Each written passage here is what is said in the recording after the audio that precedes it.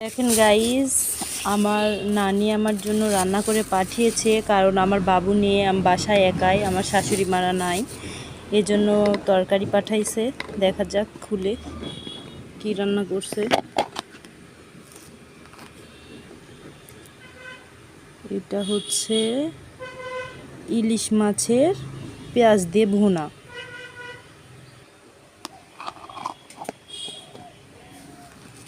এখানে কি আছে দেখা যাক।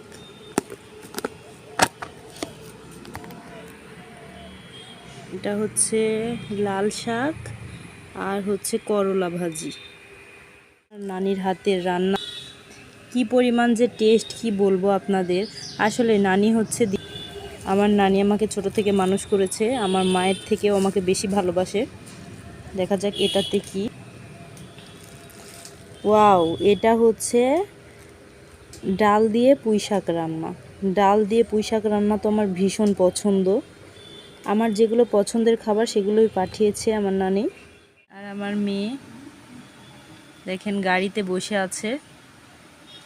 দিন রাত 24 ঘন্টা আমার মেয়েটা ওই গাড়িতেই বসে থাকে, কারণ নেওয়ার কোনো মানুষ নেই। আমাদের বাসা হচ্ছে রাস্তার পাশেই, এজন্য আমরা বাহিরেও যেতে পারি না, আর আশেপাশে সেরকম কারোর সাথে আমরা মিশিও না, কারণ পরিবেশ অতটাও ভালো না, বাজারের পরিবেশ।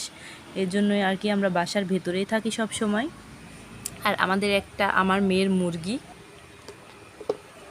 আজকে এগুলোই আমাদের রাতের খাবার। এটা হচ্ছে আমার মেয়ের লাল মুরগি।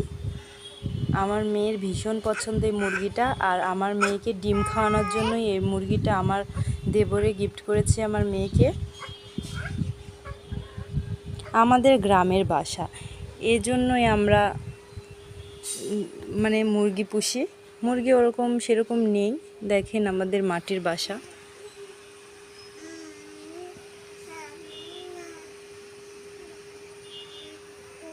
পাখির এত পরিমাণ অত্যাচার, সব সময় চাল খাওয়ার জন্য মুরগিকে যখনই চাল দিই তখনই পাখিটা চলে আসে।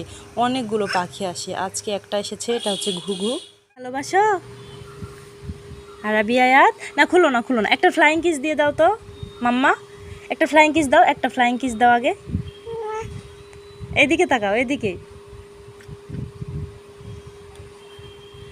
আগে থেকে রান্না করে রেখেছিলাম, দুপুরে খেয়েছি, আর আছে আমাদের 2জন মানুষ, অল্প একটু খাওয়া, এই জন্যই বেশি রান্না করলে নষ্ট হবে, এর জন্য অল্প করে রান্না করি।